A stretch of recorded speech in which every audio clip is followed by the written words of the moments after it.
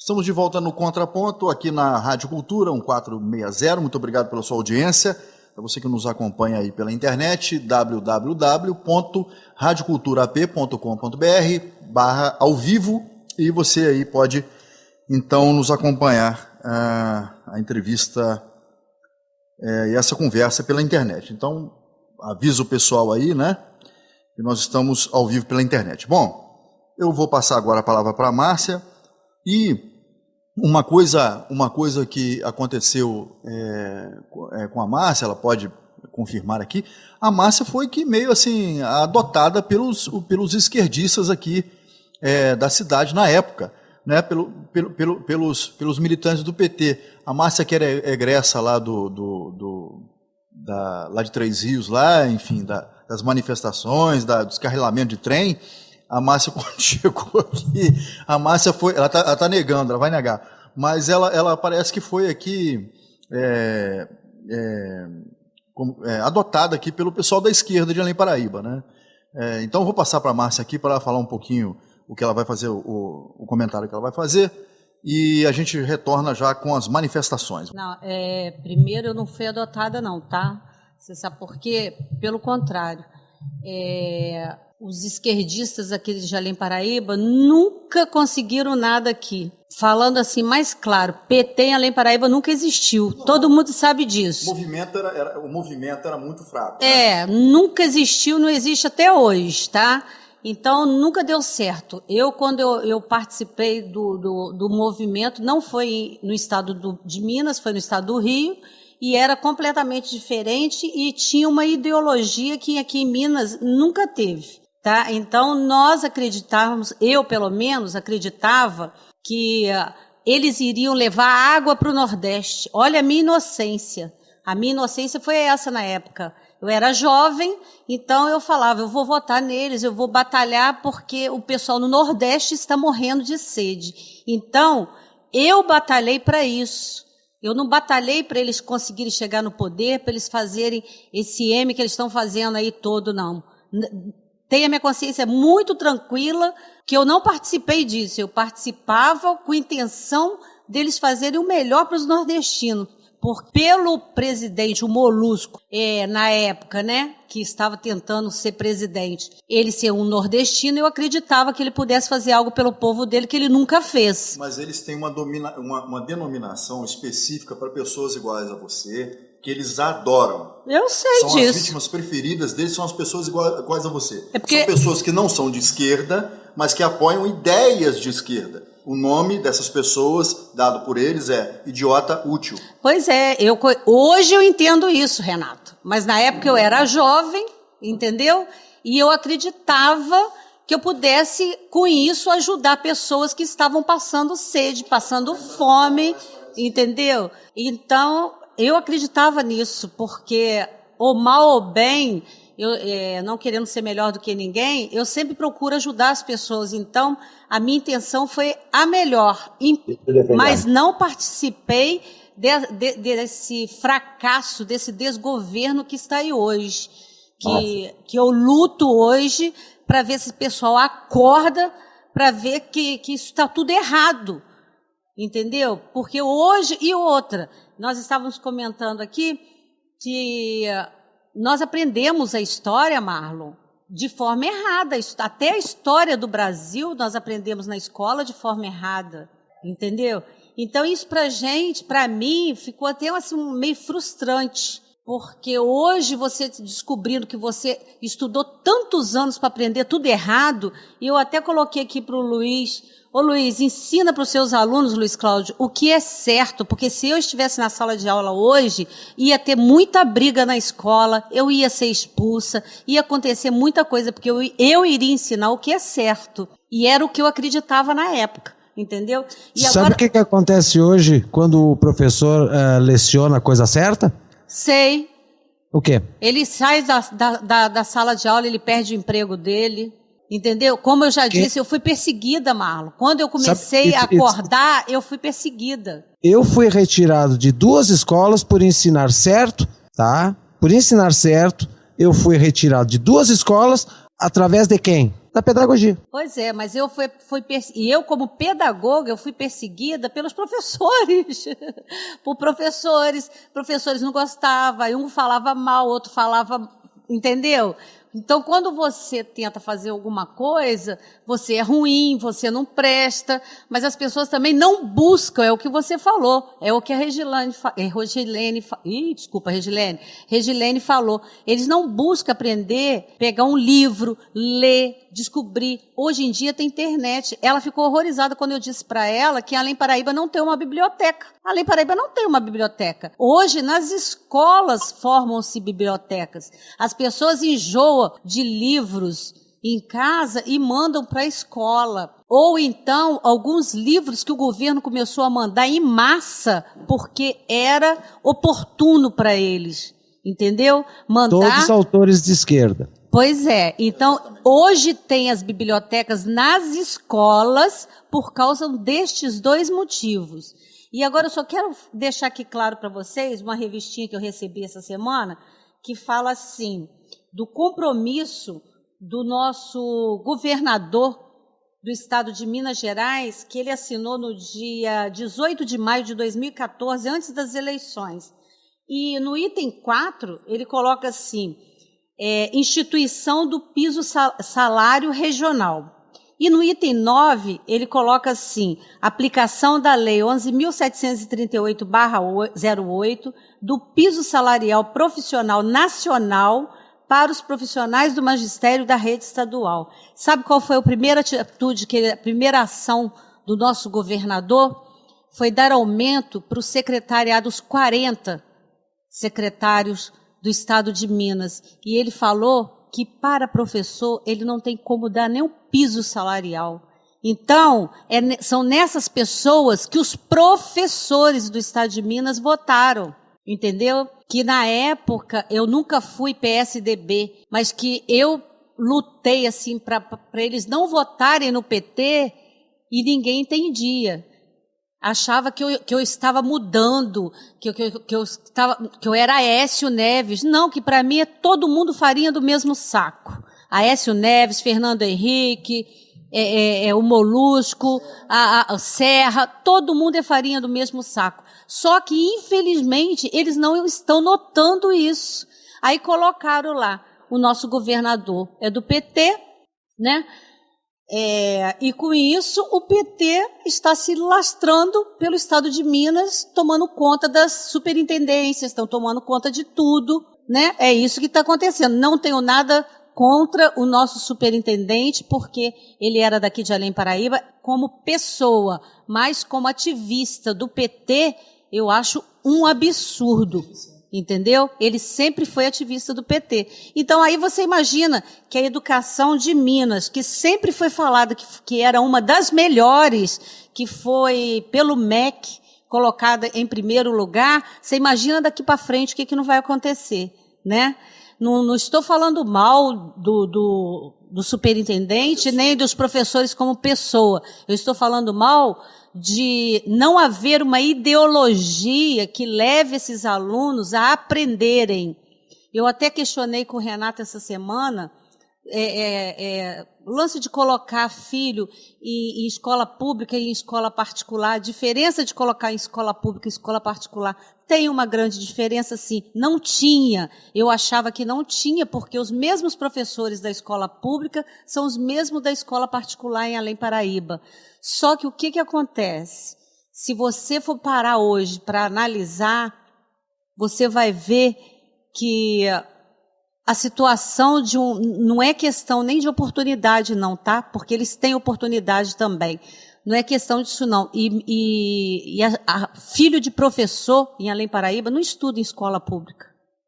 Eu não sei aí no Distrito Federal como é, mas em Além Paraíba a maioria não estuda em escola pública. Porque sabe como que Vocês aí têm ainda sorte, tá? Aqui em Brasília, escola pública e privada é a mesma porcaria. Tá? Se paga caro uma escola privada e os alunos continuam tendo a mesma doutrinação que a escola pública e o mesmo processo de emborrecimento. Tá? A única coisa que eles podem encher o peito e dizer é que eu estudo numa escola privada, mas em termos de conhecimento, em termos de bagagem acadêmica, zero à esquerda. Olha só. Antes até tinha. Agora, hoje em dia, eu posso te afirmar que não está assim não, porque os alunos de escola particular aqui em Além Paraíba, eles são críticos. Nós temos até aqui em Além Paraíba a Câmara Mirim.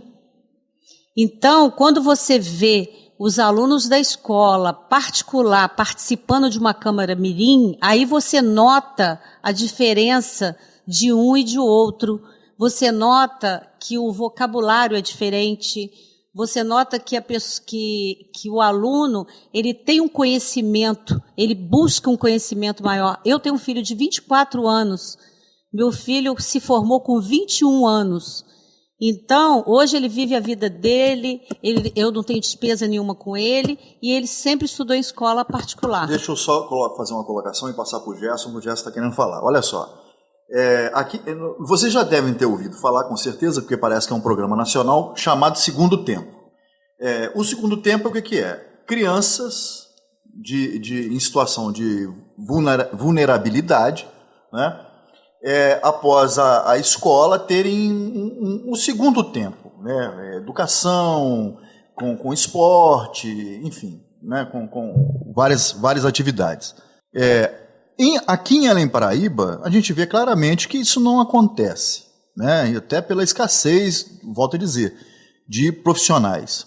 Mas em São Paulo, e o Gerson pode me confirmar, eu fiquei sabendo que aí sim, professores de educação física, de esporte, enfim, enganjados à causa da esquerda ou da revolução, o intuito, na verdade, é tirar essas crianças em condição de vulnerabilidade para fora da casa, para fora do convívio com os pais, com a mãe, né, para serem, desde pequenos, já doutrinados pelo Estado babá. Eu queria que, então, que o Gerson pode me desmentir ou confirmar isso que eu estou dizendo. Ô, Gerson, por favor. Não, infelizmente é verdade mesmo. Eu sou um dos grandes contrário a essa lei que obriga agora você colocar a criança, mal a criança saiu da barriga da mãe, ela já tem que ir para a escola. Uma criança, ela precisa do convívio familiar, uma criança precisa ter o afeto, precisa ter a segurança de uma família. Antes de ir para a escola, ela precisa ter um início de personalidade formado para poder ir para a escola. Mas hoje se coloca a criança logo cedo na escola, que é para que facilmente ela seja moldada de acordo com as vontades deles que eu digo, deste grupo dirigente do país. Então, aqui é real sim, as escolas se tornaram depósito de crianças, e esses depósitos servem exatamente para a doutrinação. Eu nem uso mais o termo doutrinação, sabe? Porque doutrinação, ela me parece até um termo um pouco bonito para o que está ocorrendo. Na verdade, é uma subversão. Entendi. O que fazem com a cabeça das crianças é uma subversão, não é nem doutrinação mais. Exatamente, concordo com você. A situação aqui em São Paulo e nas grandes cidades, isso está ocorrendo também no Rio, é exatamente isso. É transformar a escola em depósito de crianças para subverter a cabeça dessas crianças. E isso está ocorrendo em todos os lugares, tá? Nas grandes cidades todas, sem exceção. As pequenas cidades ainda não ocorre isso, porque é mais difícil você separar a criança da família nas cidades menores. Mas nas grandes cidades, realmente é isso. Eu não tenho nada que discordar de você não, Renato. Mais alguma coisa a acrescentar, Gerson? Eu só queria dizer para a Márcia o seguinte. Fica triste não de um dia você ter sido enganada, porque eu já comentei isso e volto a repetir. Eu também fui muito enganado. Eu, na minha juventude, eu nunca trabalhei, eu sempre digo isso, eu nunca trabalhei favorável a qualquer tipo de movimento esquerdista, no sentido de guerrilhas, no sentido de vandalismo, os Valpalmares da vida. Eu jamais me envolvi com isso e sempre achei isso um absurdo. Eu não vejo como ato político. Um ato político é roubar um banco, roubar a casa de um ex-governador, matar um soldado, enfim, esse tipo de coisa eu não vejo como ato político, tá? Eu vejo como marginal, é só isso. Eu não vejo de outra forma. Mas durante o período do regime militar, eu já comentei isso com vocês, eu vou tornar a repetir, eu fui líder de movimentos jovens, que lutavam por uma democratização do país, lutavam idiotamente. Eu vou usar o termo correto, porque eu era muito idiota, tá? Mas eu acreditava que realmente, tirando os militares do poder, os civis seriam muito mais progressistas, trariam com muito mais facilidade, com muito mais transparência a um governo. Olha como eu era inocente. Então, Márcia, não fique triste, não. Eu nunca fui do outro lado, assim, de ser esquerdista, mas eu também me enganei muito. Então, eu sempre digo, durante o regime militar, eu fui preso 16 vezes fazendo campanha contra o regime militar, e sim favorável à eleição direta para eleger o civil. Hoje, eu seria 200 vezes preso, feliz da minha vida, se isso trouxesse de volta os militares no governo. Então não fica triste não, eu também já fui enganado e eu sei como é que é isso. Gerson, muito obrigada. Mas eu quero falar aqui pro Luiz o seguinte, que tem um pedaço aqui que ele falou do passado negro, mas ele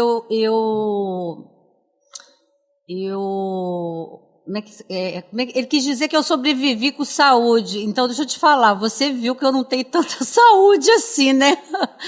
Que o trabalho como professora foi muito árduo e me deixou sequelas, né?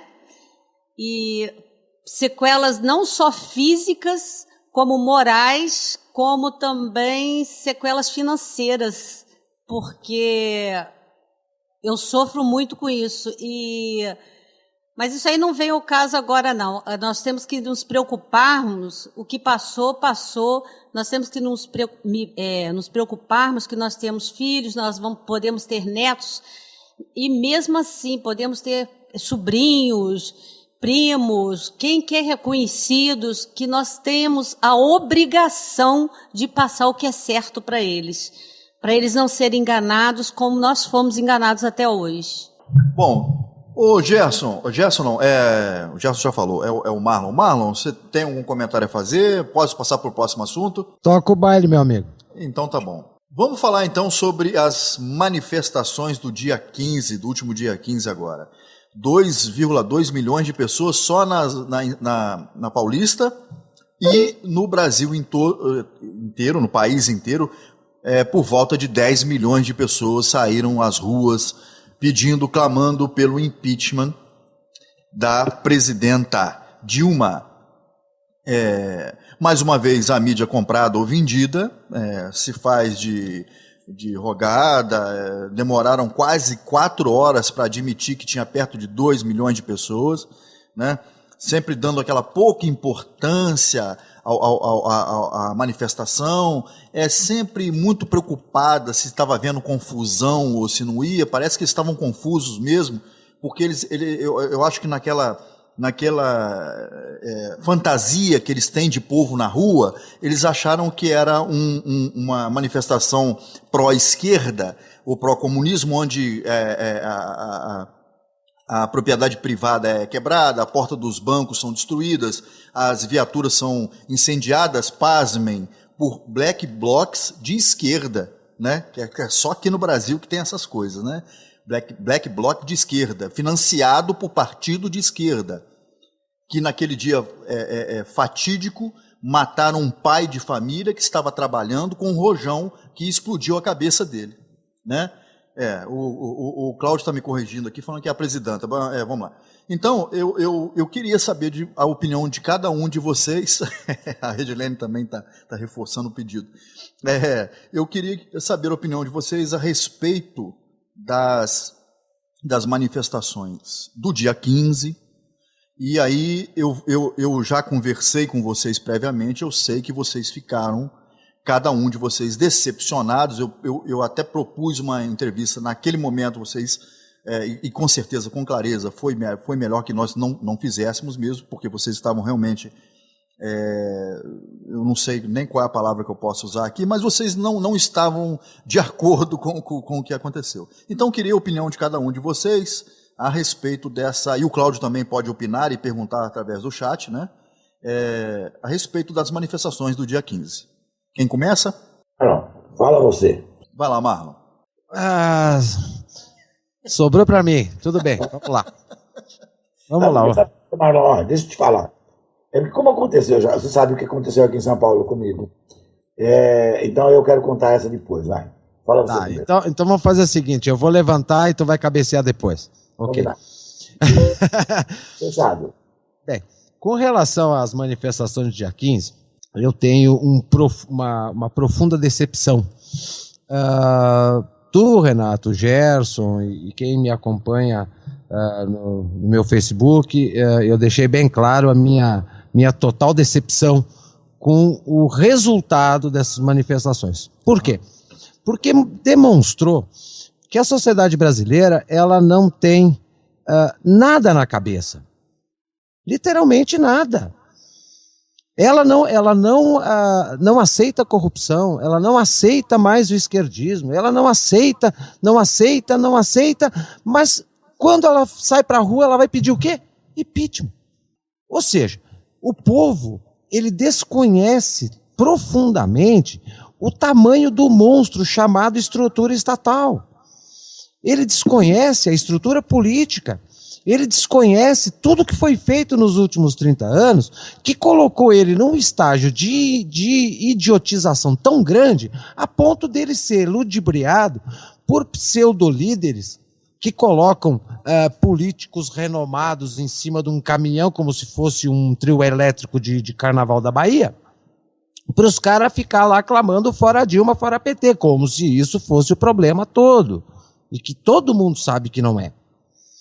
Mas o que mais me decepcionou, e que não adianta o povo chegar e dizer, mas pelo menos foi para a rua, o povo está acordando. Está acordando nada. O povo descobriu um programa de lazer diferenciado, promovido periodicamente, para ele fazer num domingo. Só isso. É botar um uniformezinho, um balãozinho e passear numa avenida qualquer, fazer lá uma procissão circense travestida de patriotismo, tá? Pedindo o quê? Aquilo que não vai dar resultado algum. Tá? Eu tive uma experiência aqui em Brasília, onde eu consegui aglutinar um grupo de pessoas que tinham ciência de qual era a bandeira e o que deveria ser pedido dia 15. Ok. O que aconteceu? Nada. Nada por quê? Porque o brasileiro, além de não conseguir entender aquilo que é o mais básico, ele acha que democracia e liberdade é o cidadão acordar de um jeito e daqui meia dúzia de hora ele tem vontade de fazer alguma coisa, ele esquece tudo aquilo que ele tinha em mente para fazer e faz diferente. Né? Então, nós temos um grupo formado, esclarecido, ciente da situação e consciente do que deve ser pedido dia 15. Qual é a proposta? Intervenção constitucional, ok. Vamos fazer esse pedido aonde? O correto, a orientação que veio de cima é na frente dos quartéis. O que ocorreu? O povo teve vontade de se mostrar para a mídia, teve vontade de participar da procissão circense, se misturou lá com os impeachmenteiros, apareceram lá em tudo que foi site, foto de jornal, foram chamados de golpista, foram chamados de maluco e desmoralizaram aquele pedido que era para ser um pedido coerente, tá? Se diluiu no meio de tanto vazio dessa população que foi para a rua.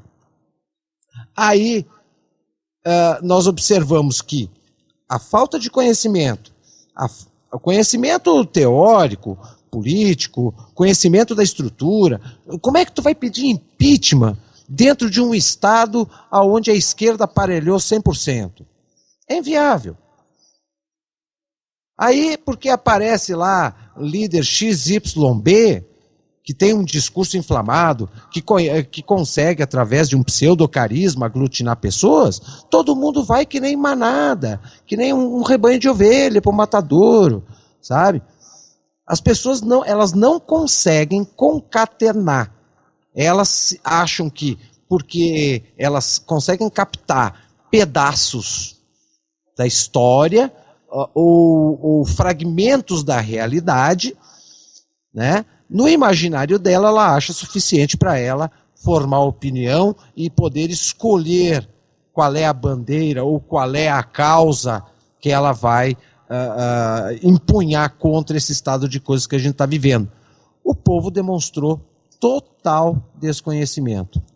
Mostrou o resultado de 30 anos de afastamento do debate político junto à sociedade e mostrou o tamanho da imbecilização promovida nos 30 anos, desde a base da escola até a vida cotidiana, profissional das pessoas, aonde política é um assunto pontual, momentâneo, como se fosse um jogo de futebol na TV, um Big Brother, uma novela, que a gente discute meia dúzia de dias, depois tu desliga a TV e só vai falar daqui 15 dias.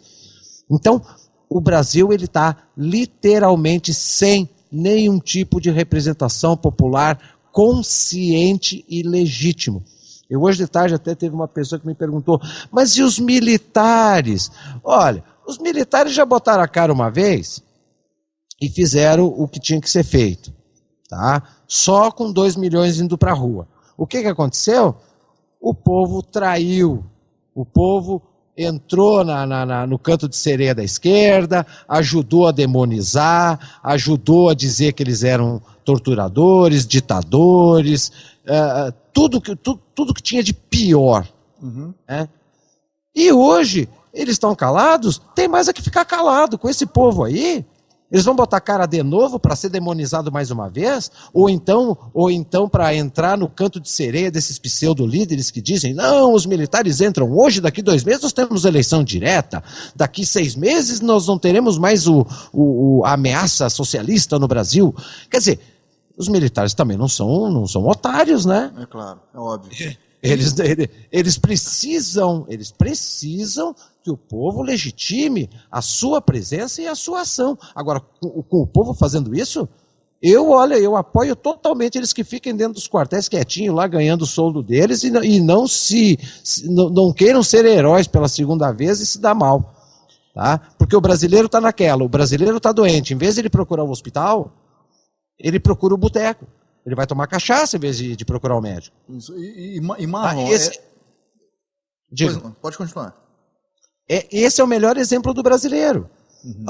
O brasileiro está pedindo socorro. Tu tem que ir aonde? Tu tem que ir no hospital ou tu tem que ir no boteco? Não, eu tenho que ir no hospital. Então tu tem que ir para frente do quartel. Tu não tem que ir para a procissão circense. Certo. Só que o brasileiro faz o contrário. Eu estou morrendo, eu preciso de ajuda. Ele vai procurar o médico aonde? No boteco. Aí não dá, né? Eu acho que assim é muito difícil para as pessoas terem essa noção, o Marlon, porque esse processo, a mentalidade revolucionária, né, eles aceleram em alguns pontos, eles recuam em outros, então fica quase impossível, a não ser um estudioso como você, como o Gerson, a Regilene, né, que está lidando com isso todo dia, diretamente, mas fica quase impossível para a pessoa comum traçar uma lógica, uma linha do tempo, né, ligando os pontos de como essas coisas vão sendo implantadas aos poucos, transformando as pessoas em agentes da revolução ou apáticos, ou seja, lá a proposta, sem saberem, sem perceberem, né? Eu conversando com as pessoas, você lembra no ano tal, o que aconteceu, né? Você já viu a foto do Fernando Henrique Cardoso na transferência de faixa para o Lula? Né? Ainda mostrei a Márcia aqui outro dia. Eles não estão fazendo outra coisa a não ser um congraçamento. Né? Olha, conseguimos os dois com os braços dados, erguidos, um sorriso de orelha a orelha. Aquele momento era um momento de nada mais do que olha, conseguimos, chegamos, né? Fomos bem-sucedidos, está na cara dos dois. né? Então, mas as pessoas, infelizmente, não conseguem fazer essa linha do tempo, né? Eles não conseguem unir esses pontos porque o processo acelera em algumas áreas, o processo recua em outras, né? E no final é a máxima, a luta continua, né? Como você diz, eles estão sempre, a luta continua.